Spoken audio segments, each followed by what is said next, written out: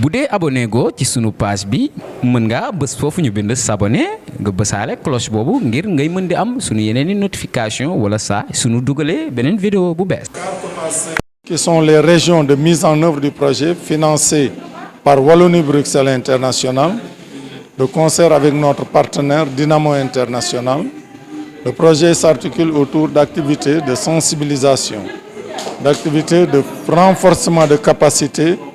des enfants et jeunes en situation de rue, mais également des travailleurs sociaux de rue.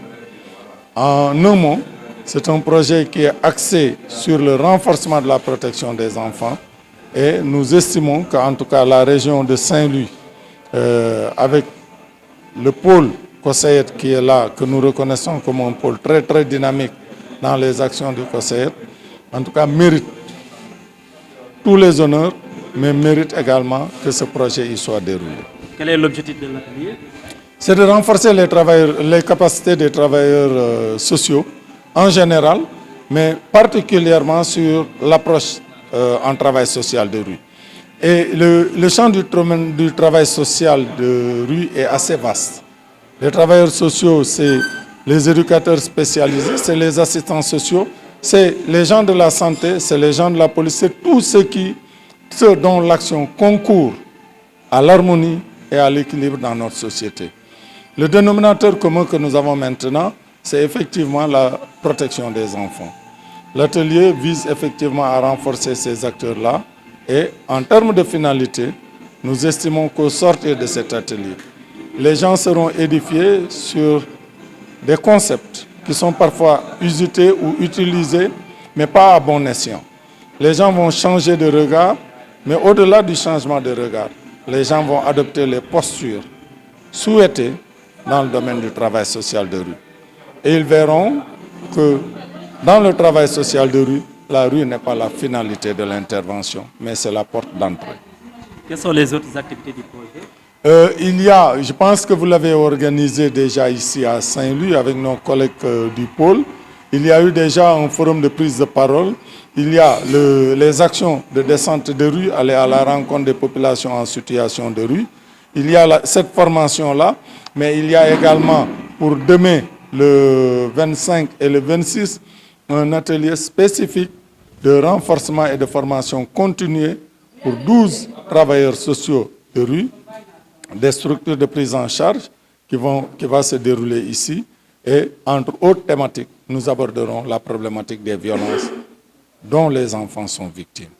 Merci. Ils sont victimes, mais parfois ils sont également auteurs de violences. Et parmi ces types de violences, nous allons aborder, en tout cas de façon assez pointue, la problématique des abus et exploitations sexuelles des enfants. Et le projet que nous déroulons ici est un projet financé par notre partenaire Wallonie-Bruxelles International. Je disais que de par le COSEID, je suis membre de Avenir de l'Enfant, de l'ONG Avenir de l'Enfant, et c'est par ce truchement-là que je suis ici, en tout cas pour venir participer à l'action initiée par le pôle Saint-Louis. Quel est l'objectif de l'atelier? L'objectif vise le renforcement des capacités des acteurs dans le domaine de l'approche méthodologique en travail social de rue. Et il y a une trentaine d'acteurs venus de divers horizons, mais de différentes structures pour participer à cette session de formation qui aura comme finalité l'amélioration des pratiques pour une meilleure protection des enfants. Mais au-delà de l'amélioration des pratiques, c'est également un changement direct sur les travailleurs sociaux de rue en termes de compréhension conceptuelle, mais également en termes de posture à prendre en matière de travail social de rue. Qu'est-ce que vous dites par rapport à la reconnaissance? C'est important, le COSEID est porteur de cela, de ce plaidoyer pour la reconnaissance et la professionnalisation du travail social de rue. Et nous sommes en train de travailler déjà avec des structures habilitées, notamment le NTSS, avec Dynamo International, avec la Haute École Condorcet, pour non seulement stabiliser les modules de formation, mais arriver à la certification. Mais au-delà, c'est d'inviter tous les acteurs à faire le travail de plaidoyer pour que ce métier, ignoré et peut-être méconnu par certains, que ce métier soit reconnu et que les acteurs, effectivement, soient reconnus à ce titre-là. Jataayu tey bi nag tàggatoo la dañuy tàggatu laay wax dañuy tàggatu pour gën a ñawal suñuy pexe gën a xarañ ci liggéey bi nga xamante ne ñu ngi koy def jëmale ko ci nit yi nga xamante ne dañu nekk ci jafe-jafe di dund ci mbedd mi nit yooyu nag ñu gën ci ràññee xale yi muy tuut tànk yi nga xamante ne ñenn ñi dañoo fër jël mbedd mi def ko dëkkuwaay ñenn ñi jëluñu mbedd mi def ko dëkkuwaay waaye mbedd mi dafa bokk ci seen bërëbu dundukaay ñàkk faa nekk ñàkk faa dem munul nekk ci ñoom ñu jàpp ne tàggatoo bii ñuy def fii am nañu yaakaar bu ñu ko jeexalee fanweeri nit yi fi teew gën saa néew ku ci nekk sa xam-xam dana màcc jëm ci liggéey bi waaye da nga gën a xam yan pexe la ñu war a ñawal teg ko pour xale yooyu askan boobu nekk ci mbedd mi jànkonte fa ak ay gàllankoor nan lañ leen di taxawoo nañ lañ leen di jàppale waaye nan lañ leen di gunge pour suñu société bi suñu jàpp ne ñii ñëw fii tey di tàggatu tey tàggat ndax loolu la jataayu mag ñi fii daara la daara nag jàngalekat yi ak ñiy jàng ñëpp ñoo fay bokk génn fa njariñ dañoo jàpp ne bu ñu jógee fii si seen kuréel danañu dugal pexe yooyu waaye ci seeni taxawaay ci mbedd mi jëmee ko ci askan bi ci dëkkuwaay ak gox-goxaan yi danañu gën a ñawal seen taxawaay foofu li ñuy xaar ci ñoom nag mooy ñu gën a dëgëral lëkkaloo bi ndax gis nañ ne lëkkaloo bi fu mu am rek dana am ay pexe yoo xamante ne danañ ko mën a ñawal danañ ko mën a doxal waaye it danañu mën a séddoo maanaam bokk li nga xamante ne ñoo ko yore dañu jëm ci kaaraange askan bi nekk ci mbedd mi. lan ngay wax si wàllu reconnaissance sëñ bi damay wax rek ne néew na ñu ma gis ñu dugg ci benn restaurant lekk fa ceebu jën ba noppi di laaj ki ko togg ban diplôme nga am maanaam daf ci am loo xamante ne dañ cee toll lii ñuy def ni métier la métier bu bees la du métier ci bu bees ci jëfin bi mbir mu yàgg la ay nit di ci yëngatu lu ëpp fanweeri at ñenn ñi lu ëpp juróom fukki at ñu ngi yëngatu ci lii waaye dañoo jàpp ne ñooñu dañ leen joxul gëdd bi ci war ndax dañ leen reconnaîtreul comme profession dañ jàpp ne nag la ñuy def muy am njeexital bu wér ci askan bi ñi nga xamante ne génn nañ ci daara yu kawe yi nangu ko ñi génn ci daara yu suufe yi nangu ko askan bi ñuy dundal ci gox-goxaan yi nangu ko war na jot na ñu jox leen seen gëdd mooy ñu reconnaître leen en tant que profession loolu de suñu kuréel bokk na ci ñoo xamante ne dafa ngargàddoo loolu fas yéene cee bay waaram yi sàkku ci kilifa yi ñu def bépp pexe pour reconnaître sant ak gërëm gën a ñaax suñu collègue doomu Ndar yi wax leen ne ñu ngi leen di sant di leen gërëm di am yaakaar bu wér que jataay bii ñu fi am du yem ci biir salle bi waaye dafay law ci biti du tey la commencé nag def na ay diir Ndar suñu collègue yi li ñuy yëngu ak askan bi ni ñu joxantee loxo loolu lu ñuy rafetlu la dañuy ñaan ñu wéyale ko rek bañ ko yemale ci benn jataay. tey maa ngi ñëw fii centre Mafatim Konté pour représenter le conseil consultatif des enfants et jeunes de Saint-Louis avec la COSAED qui est le collectif et d'appui des structures en faveur des enfants et jeunes en difficulté pour benn formation sur approche comment et des méthodologiques sur les enfants de la rue. xanaa ñu gën leen jàppale rek parce que suñu nee enfant de la rue bu ñu jàpp ni taalibe yi kese la ñuy waxal am na xale yi nga xamante ni dañuy figé mooy fàq seen kër yi parce que dañu am problème avec seeni parents yi nga xamante ni mënuñu fa dëkk moo tax ñu nekk ci mbedd bi ñun suñu yelleef mooy ñu dimbali leen ba nga xamante ni daañu mën a génn ci mbedd bi ñu dugal leen ci yenn centre yi nga xamante ni daañu leen mën a jàppale ba ñu am lu ñu bëgg incha allah. xanaa comme ni ñu koy wax ni ñu ko faral di defee rek ñu dénoncer parce que léegi Sénégal loolu moo fi nekk nit ñi dañuy subir yenn violence yi nga xamante ni soo ko waxee parents yi wala famille bi ñu ni nañ ko nëppal du ñu dénoncer sinon suñu waxee rek famille bi day yàq wala day tas ñu ni képp ku nga xamante ni subir nga ko da nga ñëw ci structure yi nga xamante ni dañuy liggéey ci ak yelleefu xale yi comme AMO 2APV AMOS yi nga xamante ni ci yooyu la ñuy liggéey ngeen ñëw ñu mën a dimbali leen ba nga xamante ni daa ngeen am solution ci problème boobu. buy dem ci wàllu ñu former les acteurs sociaux de rue ñi nga xamante ne demaam ñoom ñoo yore ñoom ñooy saytu mbiru xale yi demaam ci mbedd mi donc loolu seen liggéey la ñooñu ñëwal fii ñu seet lu ñu leen yokkalee seen doole ou bien seen xam-xam ak seen gis-gis ak seen xam ci biir liggéey ba nga xam ne moom nañu liggéey ci nañuy gisee xale yi fan leen di fekk ni ñu liggéeyandoo ñoom ak mbedd mi daal comme mbedd mi moom mooy seen territoire ñoom nag seen liggéey dama mooy dem seet xale yooyu la tax ñu nekk ci mbedd mi pour mun leen delloo soit fa ñu nekkoon ou bien apporter une solution daal seen situation sociale ba nga xam ne moom la ñu nekkee daal. waaw gis nañ ni donc Saint-Louis bëri na ay délégués de quartier yu bëri te yow yaa am occasion ñëw fii boo jëndee fii lan mooy nekk sa taxawaay par rapport ak. sama taxawaay lu nekk fii mooy comme ñun mensuellement du ñuy faral def ay réunion mensuelle alors démultiplier la nga xamante ne moom la ñu jàng fii moom lañu fi wax bu boobaa ku ci nekk la nga xam ne mooy sa taxawaay ci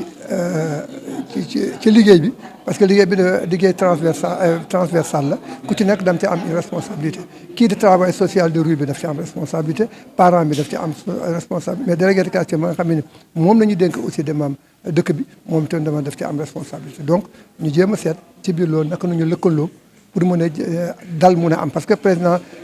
délégué de quartier ñooy président du comité de protection des membres au niveau des quartiers donc daf ci am une responsabilité bu dara xewee ci biir quartier bi première instance bi première personnalité bi ñuy interpellé c'est toujours le délégué de quartier donc tout ce qui touche l'enfant lépp la xam ne dafa dem ci wàllu xaleel dafay impacter obligatoirement délégué de quartier bi parce que moom moo fa nekk donc solution ya fa nekk moom moo war a trouver ak les acteurs en place na nga xamante ne moom lañ trouver ay solution pour génnee xale yi ci seen xat-xat ba ñu nekk ak jafe-jafe yi nga xam ne moom lañ nekk donc bu réunion bi amee man sama devoir mooy sama naataangoo yee fa toog ma wax leen ni dama ñëwoon naa ci benn session de formation ci lu dem ci les travailleurs sociaux de rue expliquer leen loolu lu mu tekkee d'abord expliquer aussi la nga xamante ne mooy module formation bi lan lañ doon xaar dem am ci ñoom naa leen ko expliquer daal mu gën a leer seen biir bopp ñoom. waajur li ma leen waxte mooy ñu delloowaat suñu xel yi jamono bi soppeeku na certes mais waajur yi toujours ay waajur nañu te lu yàlla wax dama loolu du dañ waajur dafa am responsabilité moo tax yàlla dénk ko dama njaboot boobu ñu la jox responsabilité da nga am war a dem bu ëllëgee yàlla daf la koy laaj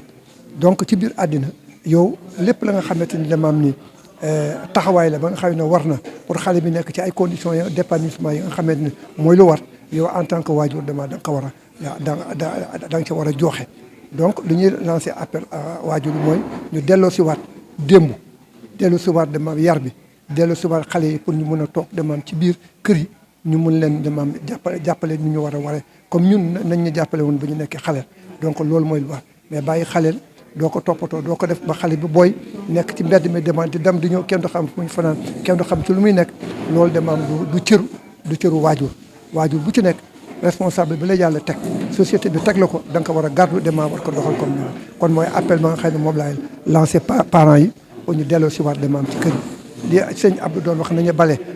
ci buntu kër yi kon ku ci nekk da nga bale sa buntu kër ba nga xamante ne demaam lépp lu la war sa diggante ak sa njaboot parce que yàlla moo la ko dénk comme yàlla moo la ko dénk yow da nga am responsabilité de moom aussi war leen mën a yore ci yorin ba nga xamante ne mooy lu war parce que réew mi aussi ñëpp a ko bokk te réew mi aussi dama ci xale yi dama am nañu yaakaar bu ëllëgee pour taxawaay ba nga xamante moom nañu soxla jëmale fa réew mi xale yi ci ñoom la ñu yaakaar kon xale yi bu ñu leen formé wul bu ñu leen jàppale wul bu ñu leen tetewul bu ñu leen gungewul dama ragal ni xëy na man la ñu yaakaar ci réew mi bu ëllëgee duñ ko war a mën a. Ils sont confrontés à des situations d'insécurité multiforme. Vraiment, on a tâté le pouls, mais on a vu que la situation des enfants à Saint-Louis de manière globale. On a visité un peu la prison. On a vu que les enfants en prison, c'est tellement important. Et on est en train, en rapport avec les autorités judiciaires, discuter avec nous, surtout les enfants, nous savons que c'est un dossier en instruction. Vraiment pour voir naka la ñuy defee ay pexe ak ñoom pour vraiment éviter le séjour carcéral à ces enfants. bu ko weesoo xale yi nekk comme par rapport à la thématique ñu nekk en situation de rue vraiment da ngay constater de visu que c'est des enfants qui sont tellement exposés comme ni nga ko waxee sànq c'est pas la rue en tant que telle mooy problème mais c'est situation xale yi nekk ci mbedd bi ak situation yu ñuy dund problématique yi nga xam ne dafa laaj bépp acteur en tout cas l'AEMO au premier chef yi nga xam ne tey c'est un service à vocation judiciaire mais mu am vocation éducative et sociale donc ñun inchallah en rapport avec dans le cadre du CDP en rapport avec tous les acteurs ñu ngi waxtaan xool naka la ñuy mettre en place ce qu'on appelle le système intégré de prise en charge dans le cadre du CDP nga xam ne déjà tous les acteurs dinañ mën a dessiner la cartographie des acteurs def la situation globale en rapport avec les maîtres coraniques les daara les ONG les services techniques de l'État comment faire en place un système bu nga xam ne dina mën a jël à temps réel les enfants dans le cadre du référencement et dans le cadre de la synergie d'action pour vraiment ñu alléger à ces enfants situation yi nga xam ne ñu ngi koy dund et tout ça il faut ñu impliquer fortement les familles et donc loolu moom incha allah ñu ngi siy xalaat comme ñu ngi sëg a ñëw mais defe naa ne situation globale bi fi lañ ko fekk mais je pense que avantage bi Saint-Louis am mooy y a un fort tissu ñi acteurs yëpp am nañ engagement am nañ détermination atelier yu mel nii dina permettre ñu gën a xamante ku nekk xam sa mission morom bu ko defee dinañ mën a alléger un peu vraiment la problématique de. li ñu fi dajale mooy kaawu xale yi bon problème yi xale yi am li ñuy fréquenté si mbedd mi ak situation mbedd mi li ñuy jànkonteel ak jafe-jafe bi ñuy am si mbedd mi ñun ñu doon ay acteurs de rue yoo xamante ni bon suñu mission mooy lu gën si xale yi ñu mën a moytu lépp lu leen di gàllankoor wala lu leen di indil ay jafe-jafe si mbedd mi ñu mën leen taxaw mën leen won yoon bi ñuy jaar. si en tout cas si synergie ñun suñu mbooloo ni ñuy jàppalante pour en tout cas xale yi am njeexintal en tout cas bi gën si ñoom. waaw guddi gi moom dañuy faral di def ay maraude bon dañuy génn guddi gi am na ay points de chute yoo xamante ni fa la ñuy fréquenté parce que bon am nañu benn équipe boo xamante ni chaque jeudi ak mercredi parfois dañuy génn dem si point de chute yi point de chute yi mi ngi mel ne comme booru marché bi si juy bi.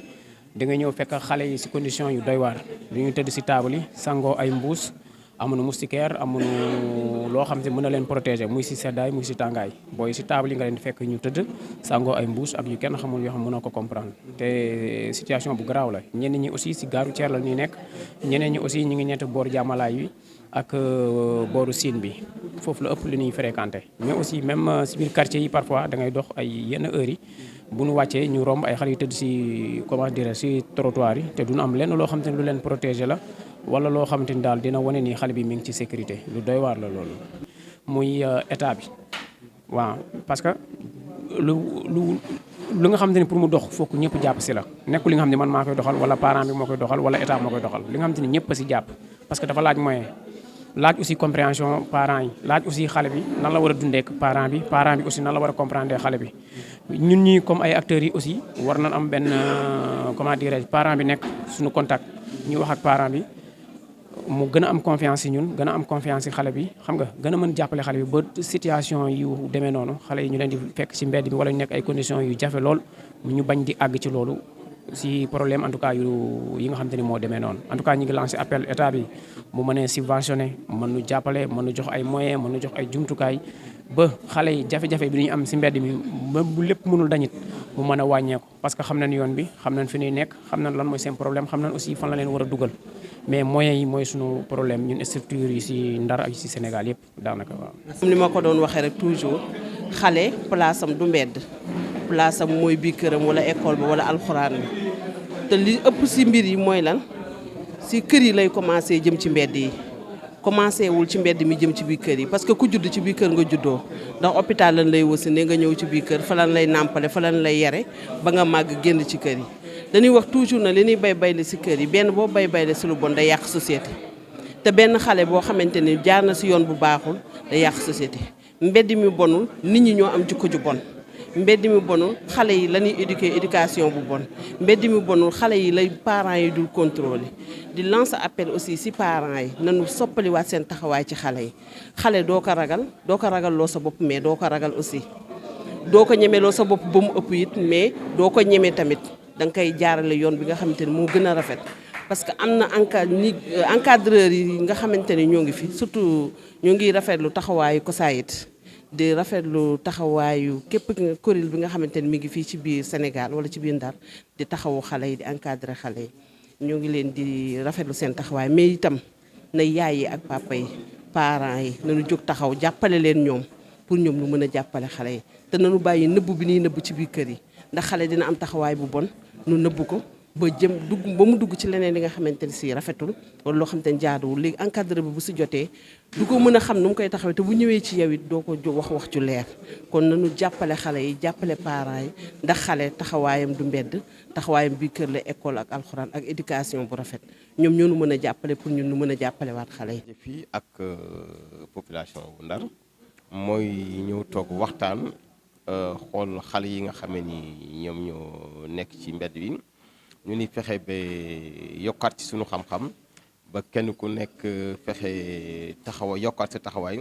ngir ñu jàppale njaboot gi jàppale aussi ñi nga xam ne ñoom ñooy famille yi ndaxte yonent bi sallallahu alayhi wa sallam dafa wax ni laysa minna man lam yarham saghirana wa ya'rif haqqa kabirana nee na bokkul si jullit ñi nga xamee ni yërëmuñu xale yi mais aussi joxuñu mag ñi seen cër kon donc dafa bokk ci yërëm xale yi mooy xale ngay waxtaan ak moom xale nga koy jege xale nga koy déglu xale nga koy nemmiku ak situation bu mën toll nga koy jege donc ci loolu am yëg-yëg bi dajewaat fii yokkaat xam-xam yi ndaxte xam-xam bis bu nekk dañ ko war a yokku comme ni ko le prophète waxee sallallahu alayhi wa sallam mu ni min mahdi ila lahdi di berceau au tombeau beneen bi muy li nga xam ne ni tey itteel na jamono tey nga xam ne ni gis nañu tey njaboot gi tey jamono bu nekk waxtu bu nekk ñu ngi ci mbedd mi wax naa ko sànq lu mel ne que tey nouvelle technologie de l'information nga xam ne tey indi na tey njaboot gi jamono bu nekk mën nañu nekk ci mbedd mi comme àdduna toll na foofu tey kon dañu war a changer méthode dañu war a approfondir suñu réflexion yaasa suñu xam-xam xool nu ñuy adopté ak li nga xam ne mooy réalité bi ñu dund tey. li ma waxoon sànq monsieur le préfet mooy nanu fexe ba présenter Sénégalais yi ni programme bi moom lañu teg pour xale yi il faut loolu Sénégalais bu nekk xam ne état am na benn programme pour xale yi mu doon programme bu leer ñu xam aussi état est-ce que pare na pour programme boobu ñu appliquer ko te gis nañu ni ba léegi leerul ci bopp Sénégalais yi beneen bi aussi mooy waajur bu nekk aussi gëm ni moom mooy état waajur bu nekk aussi gëm ni moom mooy le Sénégal waajur bu nekk aussi gëm ni moom moo war a jubbanti moo war a defar mbedd mi moo war a defar biir kër gi moo war a defar Sénégal kooku Sénégal bu nekk dafa war a ittewoo loolu bu ko ku nekk gëmee rek lépp day baax mais aussi sëriñ daara yi aussi ñu war a xam ni aussi xale yi taalibe yi nekkuñu ñi nga xam dañu war a yalwaan yi il faut me dire ça yonent bi sallallahu alayhi wa sallam dafa encouragé wul benn yoon yalwaan ñi nga xamee ni